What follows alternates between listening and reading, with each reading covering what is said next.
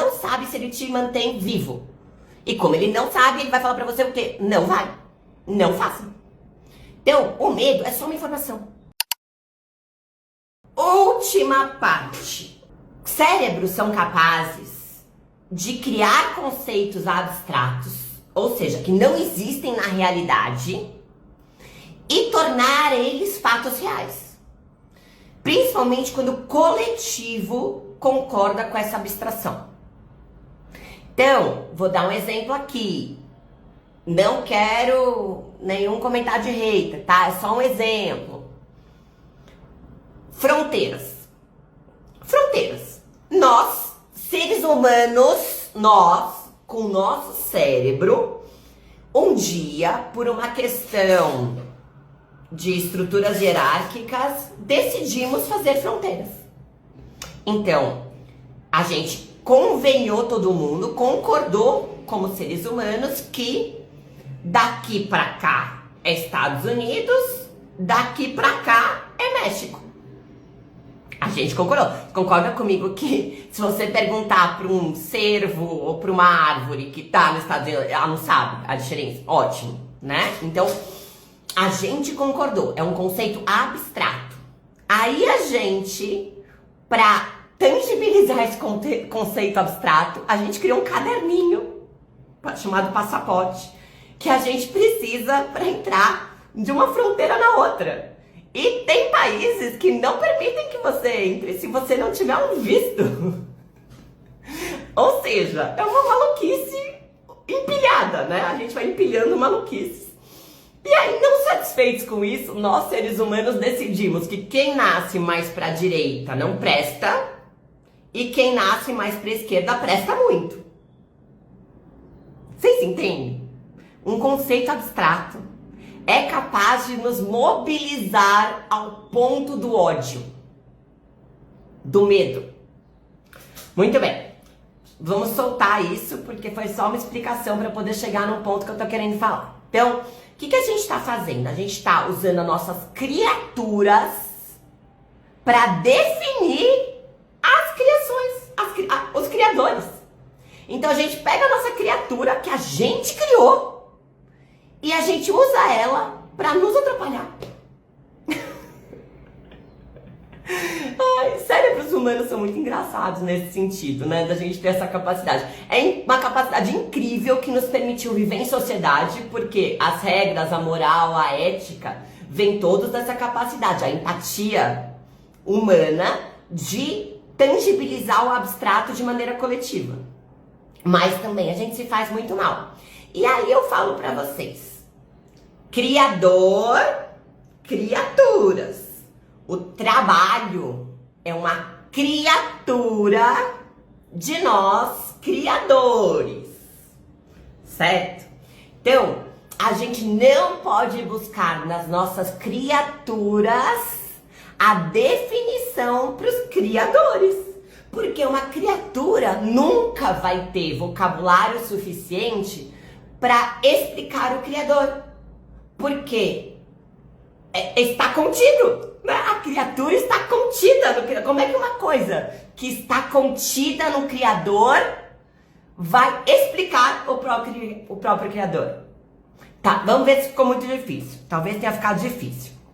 Vamos dar um outro exemplo. Se eu falo para você agora, me explica, Vander, me explica como você sente tristeza. Como é quando você tá triste? Você concorda comigo que você vai usar as suas palavras para tentar me dizer quando você tá triste o que acontece em você? Mas que nunca as palavras vão ser capazes de traduzir na essência o que você sente. Porque palavras foram criadas por nós. E a experiência emocional, ela faz parte do Criador. Então, uma criatura não consegue explicar uma experiência do Criador. Tá? Então, toda vez que a gente tenta colocar o nosso propósito, o porquê que a gente vai seguir vivendo aqui, pra quê? O que eu tô fazendo aqui? numa coisa que é uma criatura nossa, a gente se perde. Porque não pode colocar, gente. Ela não comporta. As nossas criaturas não comportam o que um criador precisa. Então vamos lá. Como é que a gente faz para sair dessa cilada de colocar em criaturas nossas o desejo de que aquilo nos provê um propósito? Primeiro a gente precisa entender qual é o nosso propósito, né? E aí eu tenho duas sugestões. A primeira é que a gente tem um propósito universal como seres humanos, que é ser um bom ser humano, um excelente ser humano para você. Quem quer se aprofundar nisso, recomendo demais qualquer vídeo que fale sobre consciência da professora Lucilena Galvão, que é uma filósofa brasileira maravilhosa. Ela discute isso de maneira genial. Ela tem um podcast também que é incrível. Então, se você quer se aprofundar em como ser um bom ser humano, peguem referências de pessoas que se tornaram bons seres humanos. Não pega a referência de quem não fez pra si. Porque um bom ser humano começa em quem você é pra você. Você é um bom ser humano pra você? Você se elogia mais do que você se critica? Você impõe limites?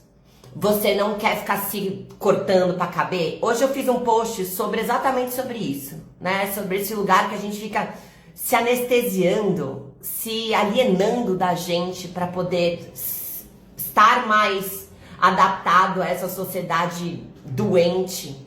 O que quer dizer você ser um ser adaptado a uma sociedade que é doente?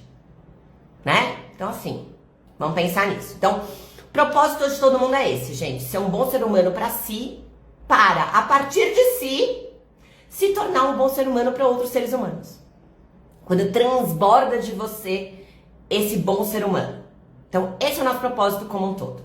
Agora, vamos olhar para a questão específica, né? Então, o que eu posso trocar? A palavra propósito, eu acho que ela atrapalha mais do que ajuda. Então, eu falaria para o Rafa e para todo mundo que está procurando uma vida com mais propósito. Ao invés de buscar propósito, busque quais são os seus talentos. O que para você é muito fácil, que para as outras pessoas não é tão fácil quanto é para você. Por exemplo, o meu grande talento é tornar coisas difíceis didáticas. Eu consigo explicar coisas que são absolutamente dificílimas de entender de uma maneira que qualquer um possa acessar. Isso quer dizer que eu estou usando o meu talento a favor de ser um melhor ser humano para mim e de ser um melhor ser humano para o todo. Por isso que meu trabalho, eu vivo o meu propósito. Então, vamos parar de olhar para propósito como algo a ser conquistado, que nem eu falei da alegria. Propósito é você viver o seu talento. Deixa eu só ver uma coisa que eu escrevi. E aqui, uma questão super importante. Cérebros precisam vivenciar, experimentar-se para poder sair do medo. Precisa deixar de ser desconhecido. Então, o que eu falaria para você? Começa a olhar para si e ver quais são os seus talentos. O que as pessoas te procuram para pedir conselho? O que você faz que outras pessoas falam assim, nossa, mas parece fácil quando você faz. Eu fui dar uma palestra outro dia e eu expliquei um conceito super difícil de neurociência de um jeito super bem-humorado. E aí a pessoa que no final da palestra falou pra mim, gente, não se enganem. Parece muito fácil, mas é muito difícil. E a simplicidade, a capacidade que você tem de simplificar algo que não é simples para outras pessoas diz muito sobre o seu talento. Então, explore as coisas que você tem facilidade para fazer, tá? E aí, no momento que você conseguir elencar algumas coisas, começa a pensar, onde eu poderia usar esse talento hoje, na minha vida como ela é, sem mudar nada? E aí, pega. Tem que priorizar, tá? Isso. Você vai ter que se organizar. Pega o seu dia de trabalho e a sua vida e dedica 30 minutos pra isso. Só isso. Não precisa sair do trabalho, vender missão, não precisa jogar tudo pro alto, se separar, não precisa de nada disso. Só pega o seu talento e começa a se experimentar nele. Por quê? Meia horinha por dia, você pode testar várias versões de uso do seu talento. Inclusive, você pode ler livros nessa meia hora, que tenham a ver com coisas que te fazem bem, que você gosta, que você se interessa. Usa essa meia hora, porque de repente ali tem pessoas que já se experimentaram em coisas que podem fazer todo sentido pra você, que você nunca tinha sido exposto. Mas enquanto você ficar nessa angústia de querer achar propósito nos lugares onde você já está e o propósito não está, porque ele não vai estar lá, ele não vai se autocriar no lugar onde você já está. Começa a explorar os seus talentos. Faça pouco, pequeno, devagar. Então, por exemplo, eu amo fazer crochê. Meia horinha de crochê por dia. E aí, aos poucos, você vai ver que você consegue fazer coisas que você nunca imaginou. E aí, as coisas vão se desdobrando. Você não precisa governar a vida. Você pode deixar a vida acontecer. Não precisa ficar controlando tudo. Porque quando você não depende daquilo para sua sobrevivência, para pagar seus boletos, aquilo flui de maneira muito mais natural. E à medida que você vai se experimentando, então vamos pegar o exemplo do crochê. Eu tô lá fazendo crochê meia hora por dia, faço umas coisas lindas. Nossa, a galera elogia pra caramba. Eu vendo uma peça ou outra. Quando você for propor pro seu cérebro largar o seu trabalho CLT pra viver de crochê, não estou falando que é pra fazer isso, tá, gente? Estou falando que é uma possibilidade. Não é mais desconhecido. Seu cérebro já entendeu que aquilo ali é incrível, prazeroso pra caramba, dá dinheiro, te dá felicidade, te dá entusiasmo. Então, quando você propor, ele vai ficar muito menos alerta, estressado e te dá muito menos medo. Então, o segredo pra gente encontrar o nosso propósito é usufruir dos nossos talentos aos pouquinhos. Experienciar-se nos seus talentos. Trazer para o seu dia a dia espacinhos que você vai realmente assim cercar esses espacinhos, porque eles vão ser o seu lugar de experimentação de amor próprio.